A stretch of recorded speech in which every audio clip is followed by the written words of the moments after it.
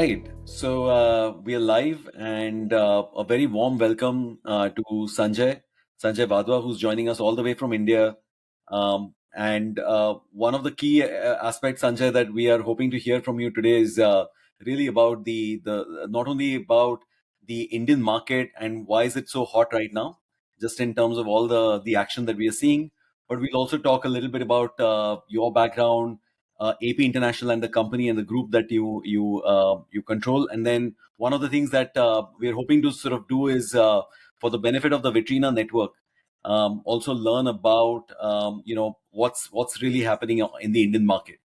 So with Thank that, you. Thank you, Atul. Thank you, Atul. Thanks for having me on the show. absolutely, absolutely. And again, a warm welcome to all of the folks who are watching this podcast. This is part of our series where we interview leaders from different facets of the supply chain. And our key objective is to sort of learn their businesses, their markets, their specialist areas of and lines of business, but also to also look at potential partnerships and potential opportunities as we go along. So with that, let's get straight away started. Sanjay, it would be great to sort of understand a little bit about your background, AP International and its lines of businesses, and then also what's the story? How did you start off in this business? That'd be great to sort of get the context. So basically, we've been financiers from 1960. My dad and my granddad were financiers of Tamil film, specifically South Indian Tamil film and Malayalam film. Somewhere along 83, 84, 82, 83, we saw the opportunity of expanding and distributing films outside the country because the population outside was growing. And also, there was a need for people to be connected back home. Unlike today, where you have the internet, those days, everything, you write a letter, you send a letter, it probably takes like 14 days to reach. So connectivity was the point, cultural connectivity. And I went to the US, finished my MBA, and I had the same problems. Like I was not able to watch an Indian film in the US in 1986. Wow. So when I came back, I decided to step up the ante, and from 1988 we started distribution of films in a planned and systematic manner. We've been here for almost like 30 plus years, 40 years almost. Fantastic. And are you a big film buff yourself? Are you? Yes, I am. Okay. And I only go to the theaters to watch. I rarely. I mean, of course, COVID has forced me to watch online, but otherwise, I'm always a theater guy. Fantastic. No, that's great to know. And one aspect that I was also curious about, Sanjay, was the actual story about AP International and where did it start from? I know that when you started out, the media business and the supply chain looked very different. We were still in this area of terrestrial television and then satellite. On the music side, I read up about the background with music cassettes and CDs, and that was the era really at the time. And talk us through a little bit of the evolution of the company and the group. So basically, like everybody in the 1980s, you only had physical prints being transported. This huge cans, steel cans with about 45, 46 kilos of weight. And you had to go through the process of getting the prints to the customs house, 24 hours in advance, get the cooling period. And then we used to go back to the customs and say, this is a perishable commodity. So kindly, allow it to go on the immediate flight. And then it goes to a destination where people would go and pick up the prints again. Several times we've lost prints and never found them at all. Somewhere got lost in transit. Somewhere around the 80s, the only television channels existing for Tamil content were Singapore, Malaysia, and Sri Lanka. Nowhere else in the world. Post 90s, what happened was we had this exodus of people from Sri Lanka into Europe and Canada. That's right. So when that happened, and all these people were only refugees. Refugees were given dole, and with the dole, they cannot buy any property or asset. Therefore, the only way that they could use it was to spend it. and they would spend it on films. And that's how the market for Ah, films in Europe and Canada grew, the Sri Lankan Tamil population. Mid 90s, the advent of VCDs, around 93, 94, VCDs that became a big market. And then you had a lot of Sri Lankan television satellite channels in the 90s in Europe. Between 93 and 2001 was an era of almost about 6 or 7 satellite channels which would pick up films from us, for 1 year, 2 year, one telecast, whatever it is. So in 2000, we decided, in 1992, we decided to get into the audio field, and we got into audio cassettes. We were part of a company called Pyramid Audio in India.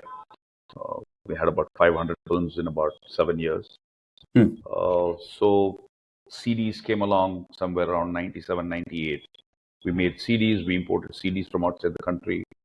And right now, today, we are on all facets of the supply chain, starting from financing, producing, distribution, exhibition. We've had theaters in the Middle East and in London. Middle East one, luckily, we gave up just before COVID. We Okay. still have one in London, which is under redevelopment, the Boolean Hmm. Cinema.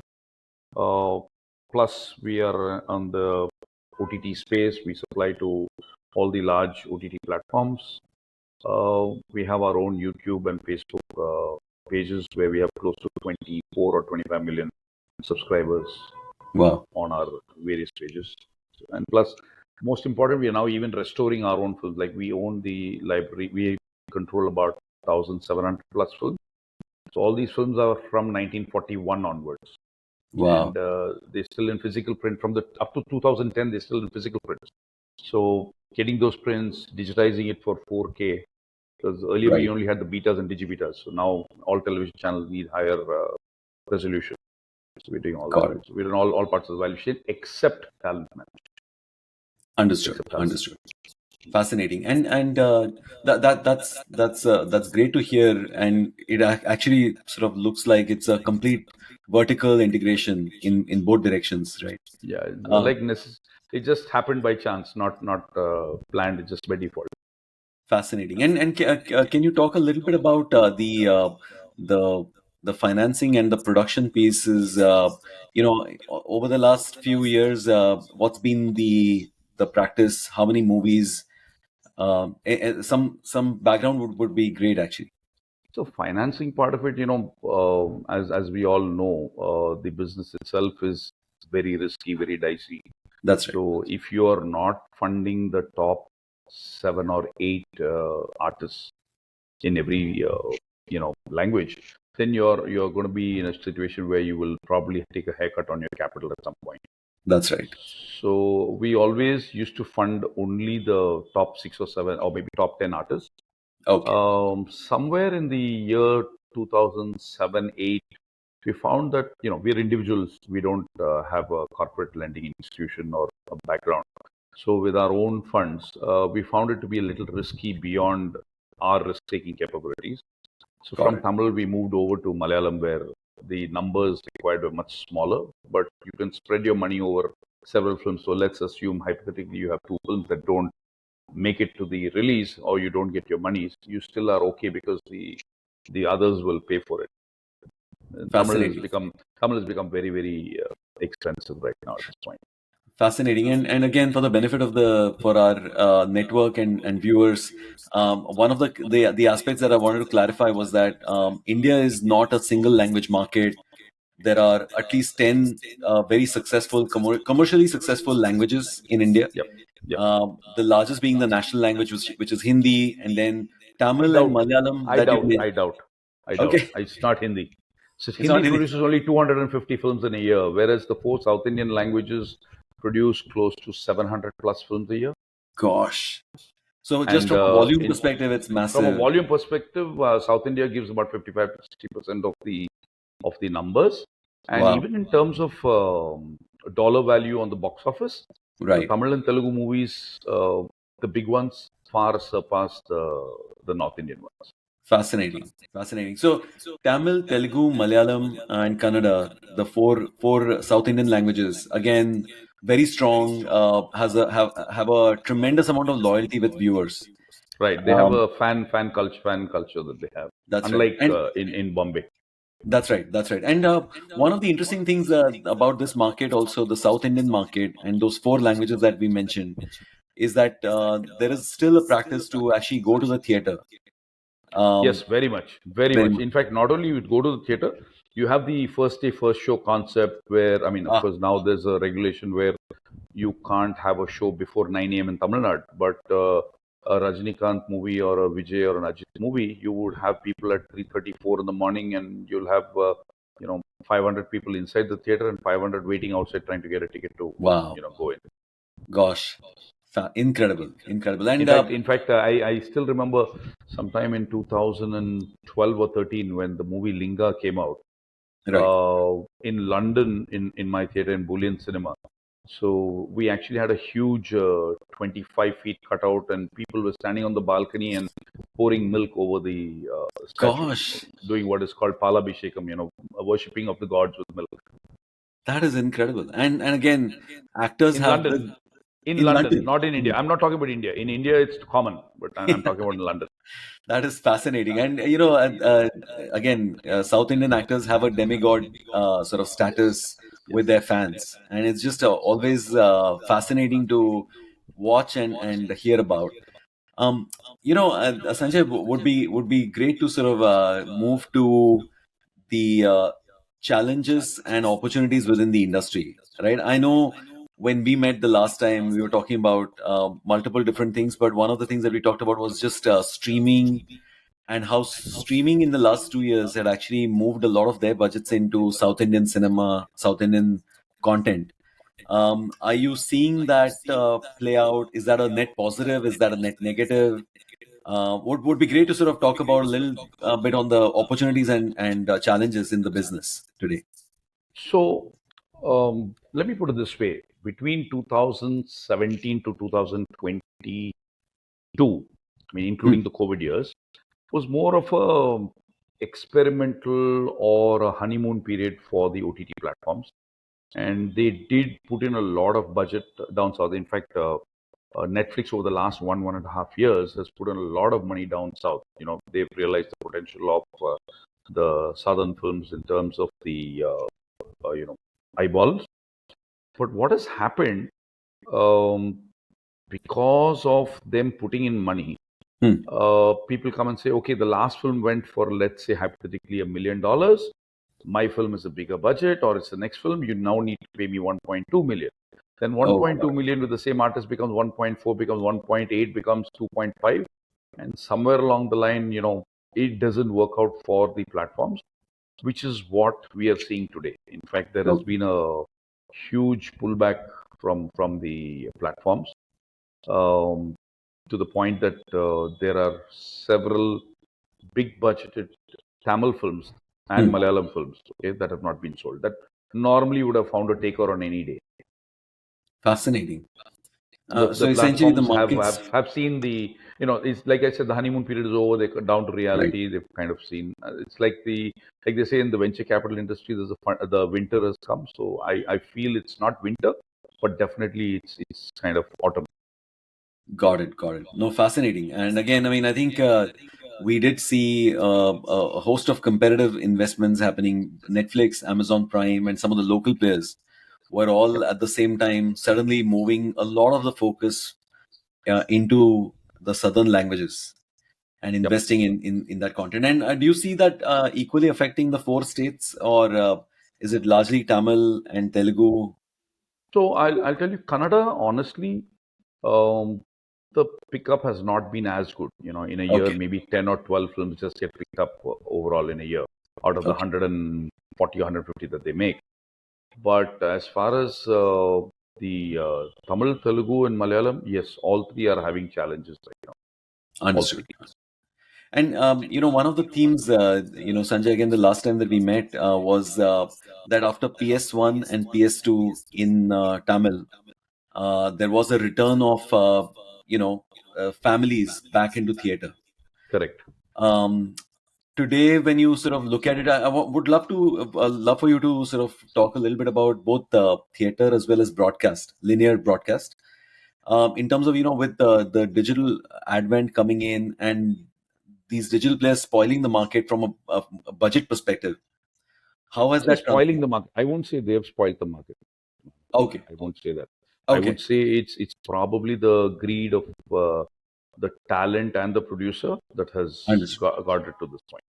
Understood. And in the meanwhile, so that's a great clarification. But in the meanwhile, what's happened to theaters and then So, broadcast? so, so what's happened is, as far as the theaters is concerned, if you have a tentpole film, okay, Hmm. people are willing to, spend their money because they like to see stuff on large canvas, right? So, like recently, if you look at a Jailer or even a Leo or even a Salar, large Salah. canvas, they don't mind watching it, right?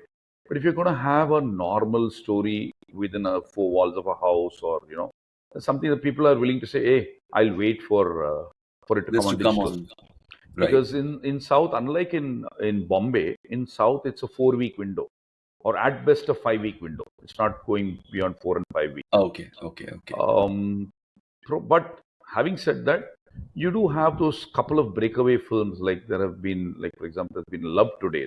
That was a breakaway film, small film, no artist, and it did phenomenally well. It all depends on the content. Understood. Understood. And broadcast and TV series, that continues Broadcast, to be stable. unfortunately, broadcast, from what I understand, I've spoken to a couple of CEOs of TV channels, and their revenues have really gone down. Understood. They've not seen anything like 2019 again. Like what they had in Understood. 2019, they Understood. probably at maybe 60-70% of 2019, even in spite of the pickup and whatever's happened.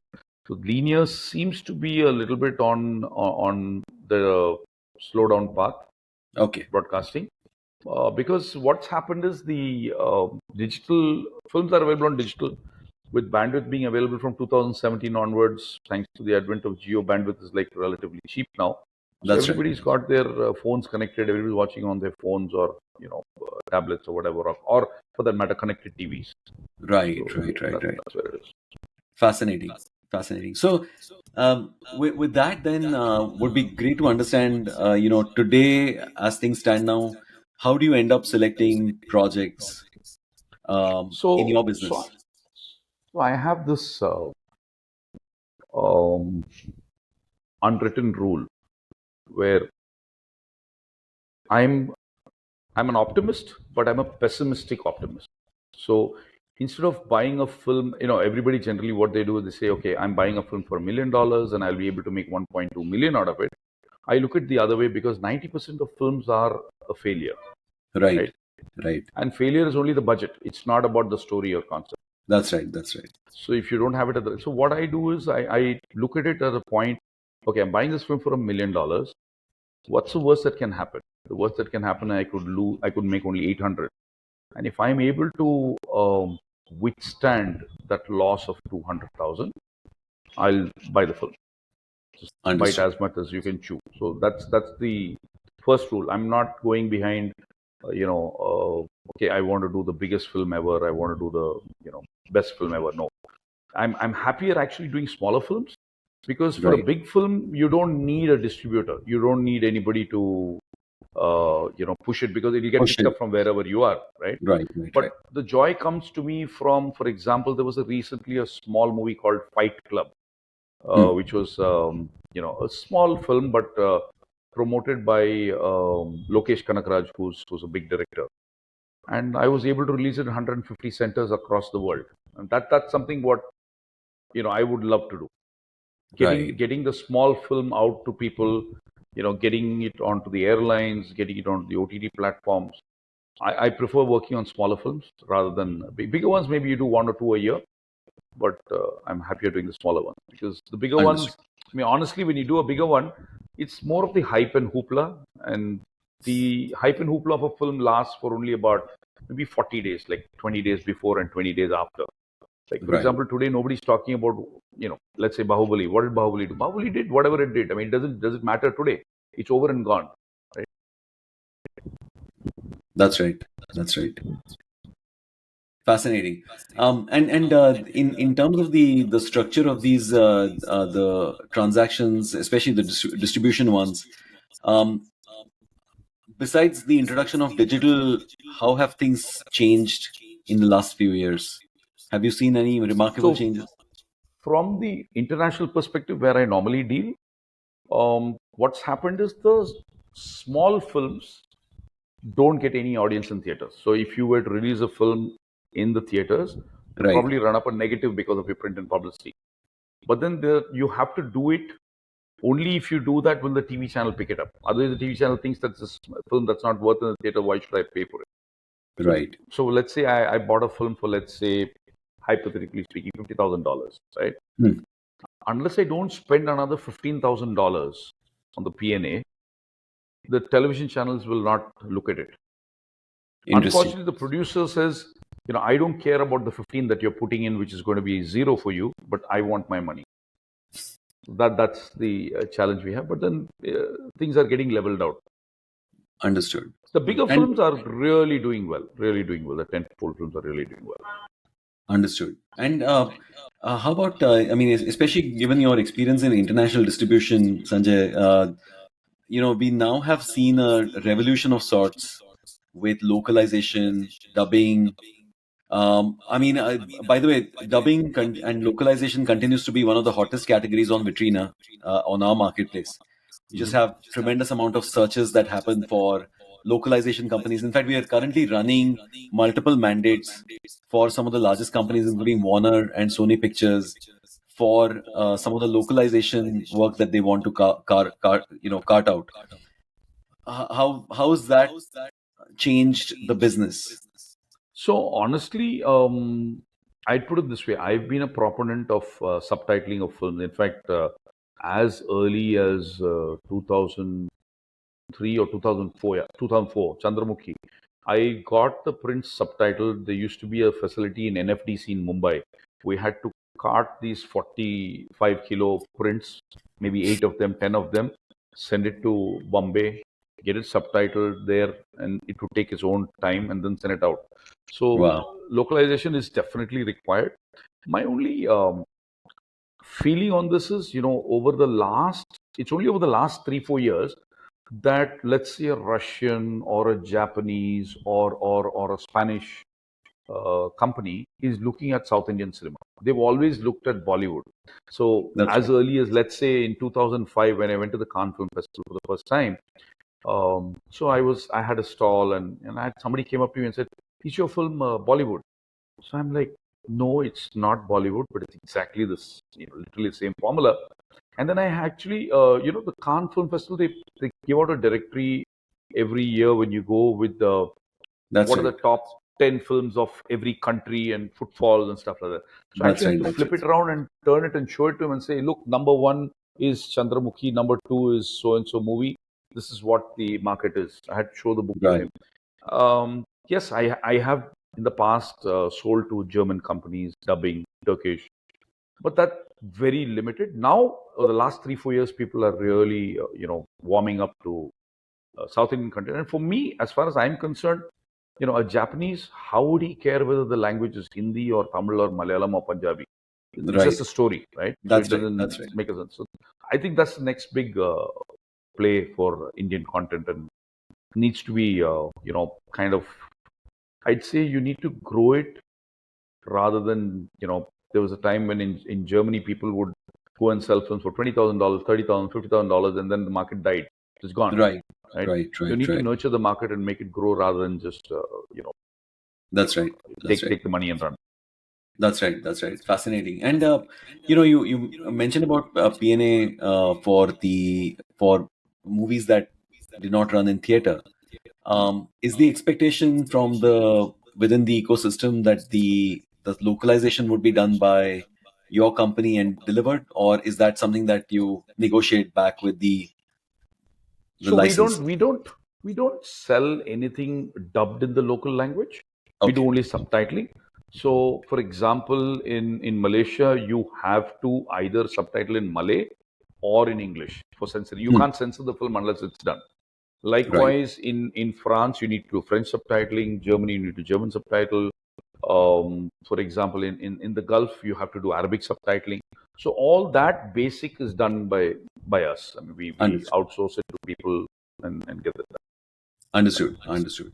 No, that again, as I mentioned, we are seeing a lot of action. One of the other interesting aspects, Sanjay, is that a lot of our reports when they go out to companies in Brazil or in Europe or in South America, there's been a lot of interest in South America for Asian content.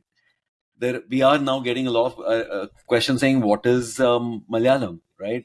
What are these languages? Where are they from? Yep, And yep, yep. as so there is a greater awareness that is coming in, even to some of these regional and pan-regional sort of streamers Correct. about the. For example, with RRR, I think that kind of opened the floodgates. That's right. That's right. That's right. Absolutely. Absolutely. The one aspect, I was also wanting to sort of focus on was that within specific genres, is there a greater focus and emphasis that you are placing right now? I know when we met, your phone was constantly ringing with someone wanting you to distribute their movie. I remember you got two calls when I was in your office. Um, what are you seeing right now from genre and theme perspective? So I'll put it this way: I don't look at any genre or theme. Okay, Okay, I'm here. I'm just. Let me put it this way: I'm a mutual fund manager. Okay, portfolio. You look at it portfolio. as a portfolio, right? Portfolio. I have $100 Understood. on January 1st, and Right, I need to make that into 125 or 130 at the end of December. right. Whether I do it with 5 blockbuster, huge, big number films, or I do it with 20 small and 2 blockbusters, it doesn't really matter. My end Understood. goal is 130 or 125, whatever that number is. Right, right, right. So I'll give you a interesting story. So you've heard of the Elephant Whisperers, right? Yes, that's right. So It came on Netflix and it became a worldwide phenomenon. yes, so I'll That's give you a little bit of history to that. right. So Okay. February 2020, Uh-huh. Kartiki got connected to me through one of the ADs of a production company, and she came to me and said, "Can you? I've spent X amount of money. I've spent 2 years producing this. I need another 1 year more to produce this, and can you give me Y amount of money?" Right, My first conversation to her was, hey, I don't do documentaries. I have zero knowledge, so I won't produce. Then she said, okay, can you help me sell? I said, sure, that I'll definitely do. I mean, sale is something that I will be able to do irrespective of the genre. right. And, then COVID hit us, of course, but sometime around August or September of 2020, I was able to close the deal for Netflix for her.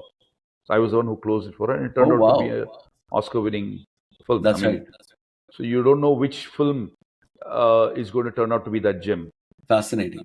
Fascinating. And I mean, that movie just absolutely, that documentary absolutely caught the attention of the Right. entire So, planet. so I don't look at any genre or theme. Anything Got it. that can give me a, a plus on my return that I'm expecting. Right, And I prefer to do smaller films, A, because the risk is a little lower. right, B, that's where people will appreciate that AP International has done a better job.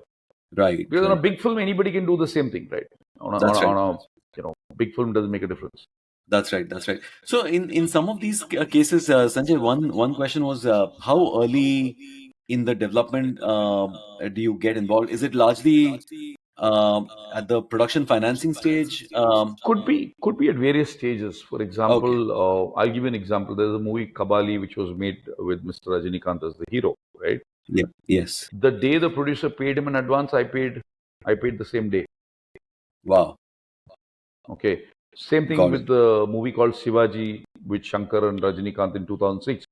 On the day of Puja, I paid it. So it depends. And there are times when we buy it like even 20 days before the release, depending on when the producer feels that Understood. he needs the cash flow to, Understood. uh, Understood. for his project. Understood. Fascinating. No, that's super clear. We've started a new year. 2024 is here already. Wanted to actually pose two questions to you. One is, what are the projects that you're involved right now that you're super excited about? Whatever that you can share would be great. And again, if there are any connections that need to be made, again, there'll be folks who will be reaching out. But Sure. if you can talk a little bit about that.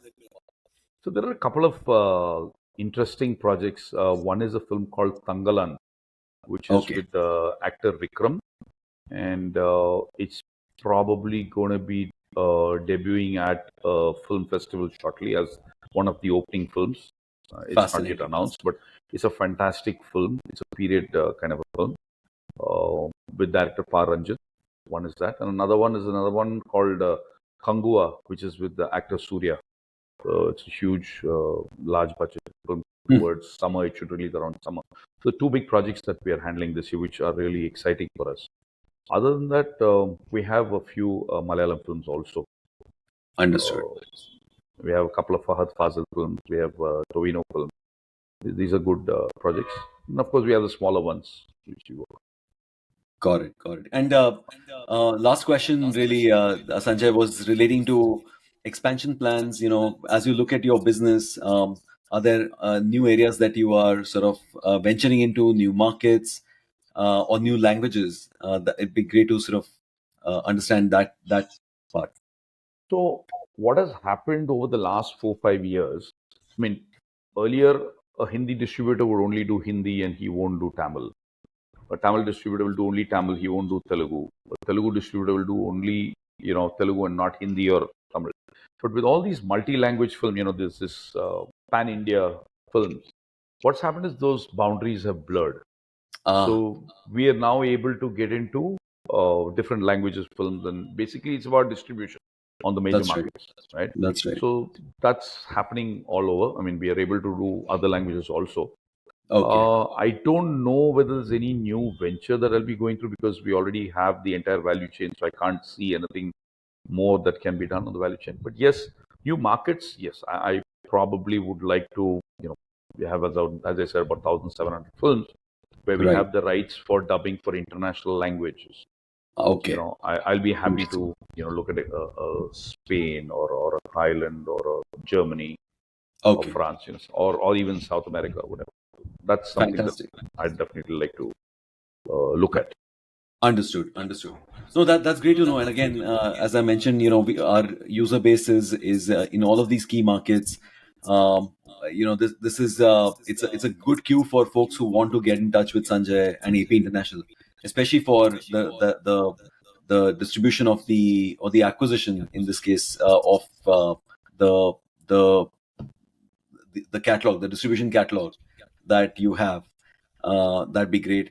Sanjay, it's always a pleasure to sort of discuss, the state of the industry.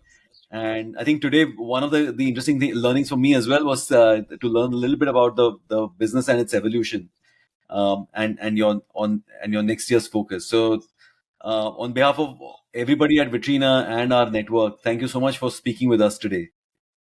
Thanks, Atul, and thanks for hosting me, and thanks to the network for listening to this. Fantastic, Take fantastic. care. Happy New Year to all of you.